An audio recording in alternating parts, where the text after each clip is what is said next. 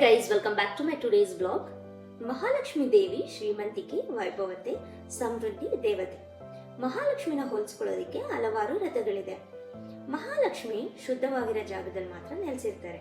ಹಾಗಾಗಿ ನಾವು ಯಾವುದೇ ರಥನ ಸ್ಟಾರ್ಟ್ ಮಾಡೋ ಮೊದಲು ಮನೆನ ಶುಚಿ ಮಾಡಿ ಅನಂತರ ಪೂಜಾ ಸಿದ್ಧತೆ ಮಾಡ್ಕೋಬೇಕಾಗುತ್ತೆ. ಸೊ ನಾನು ಇವತ್ತಿನ ವಿಡಿಯೋದಲ್ಲಿ ವರಮಹಾಲಕ್ಷ್ಮಿ ಪೂಜೆನ ನಾನು ಯಾವ ರೀತಿ ಮಾಡ್ತೀನಿ ಅಂತ ನಿಮ್ಮ ಜೊತೆ ಹಂಚ್ಕೊಳ್ಳೋಕೆ ಇಷ್ಟಪಡ್ತೀನಿ. ಈ ವಿಡಿಯೋನ ಎಂಡ್ ತನಕ ನೋಡಿ. ಹಾಗೇನೆ ನಾನು ಲಾಸ್ಟ್ 2 years ವರಮಹಾಲಕ್ಷ್ಮಿ ಪೂಜಾ ಮಾಡಿರೋಂತಹ ಅಲಂಕಾರದ ವಿಡಿಯೋನು ಕೂಡ ಅಪ್ಲೋಡ್ ಮಾಡಿದ್ದೀನಿ. ಹೋಗಿ ಚೆಕ್ ಮಾಡಿ. ನಿಮ್ಗೆ ಇಷ್ಟ ಆದರೆ ಆ ವಿಡಿಯೋನ ಲೈಕ್ ಮಾಡಿ.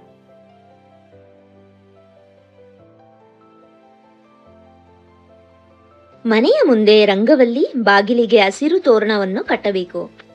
ಮೊದಲಿಗೆ ಮನೆ ದೇವರ ಪೂಜೆ ಮಾಡಿ ಅನಂತರ ಇಷ್ಟ ದೇವರ ಪ್ರಾರ್ಥನೆ ಮಾಡಿ ವರಮಹಾಲಕ್ಷ್ಮಿ ಪೂಜೆನ ಸ್ಟಾರ್ಟ್ ಮಾಡ್ತೀನಿ. ಮಂಟಪನ ರೆಡಿ ಮಾಡಿಕೊಂಡು ಅನಂತರ ಪದ್ಧತಿಗೆ ತಕ್ಕಂತೆ ವರಮಹಾಲಕ್ಷ್ಮಿ ಅಮ್ಮನವ್ರನ್ನ ಅಲಂಕಾರ ಮಾಡ್ಕೋತೀನಿ. ಅಲಂಕಾರ ಆದ ನಂತರ ದೀಪ ಹಚ್ಚುವುದರ ಮೂಲಕ ಪೂಜೆ ಆರಂಭವಾಗುತ್ತದೆ.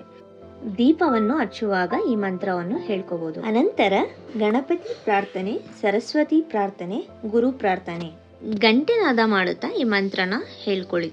ಹೆಂಗಸರು ಪೂಜೆ ಮಾಡ್ತಾ ಇದ್ರೆ ನಮಃ ಅಂತ ಹೇಳ್ಕೋಬೇಕು.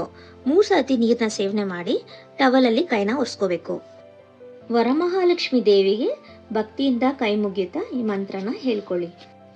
ಗಾಯತ್ರಿ ಮಂತ್ರ ಹೇಳ್ಕೊಂಡು 5 times ಬ್ರೀತ್ ಇನ್ ಬ್ರೀತ್ ಔಟ್ ಮಾಡಬೇಕು. ಈ ವಿಡಿಯೋದಲ್ಲಿ ಸಂಕಲ್ಪ ಮಂತ್ರನ ತೋರಿಸಿದ್ದೀನಿ, ನೋಡಿಕೊಂಡು ಸಂಕಲ್ಪ ಮಂತ್ರನ ಹೇಳ್ಕೋಬಹುದು. ಸಂಕಲ್ಪ ಆದ ನಂತರ ಕಳಶಾರಾಧನೆ ಮಾಡಬೇಕು. ಕಳಶಕ್ಕೆ ನೀರು ತುಂಬಿಸಿ ಅರಿಶಿನ ಕುಂಕುಮ ಅಕ್ಷತೆ ಹಾಕಿ ಕಳಶದ ಮೇಲೆ ಕೈಯನ್ನು ಮುಚ್ಕೊಂಡು ಈ ಮಂತ್ರ ಹೇಳ್ಕೋಬೇಕು. ಅನಂತರ ಕಳಶದ ನೀರನ್ನ ಎಲ್ಲ ಕಡೆ ಪ್ರೋಕ್ಷಣೆ ಮಾಡಿ ನೀವು ಪ್ರೋಕ್ಷಣೆ ಮಾಡ್ಕೋಬೇಕು. ಮೊದಲಿಗೆ ಗಣೇಶನ ಜ್ಞಾನ ಮಾಡಿ ಅಭಿಷೇಕ ಪೂಜೆ ಅಲಂಕಾರ ಮಾಡಿ ಎಲೆ, ಅಡಿಕೆ, ತಾಂಬೂಲ, ನೈವೇದ್ಯ, ಕಾಣಿಕೆಯನ್ನ ಇಟ್ಟು ವಿನಾಯಕನ ಪ್ರಾರ್ಥನೆ ಮಾಡ್ಕೋಬೇಕು. ನಾನು ಮಾಡುವ ಪೂಜೆಯಲ್ಲಿ ಯಾವುದೇ ರೀತಿ ವಿಘ್ನ ಬರಬಾರ್ದು ಅಂತ ಗಣೇಶನಿಗೆ ಪ್ರಾರ್ಥನೆ ಮಾಡ್ಕೋಬೇಕು.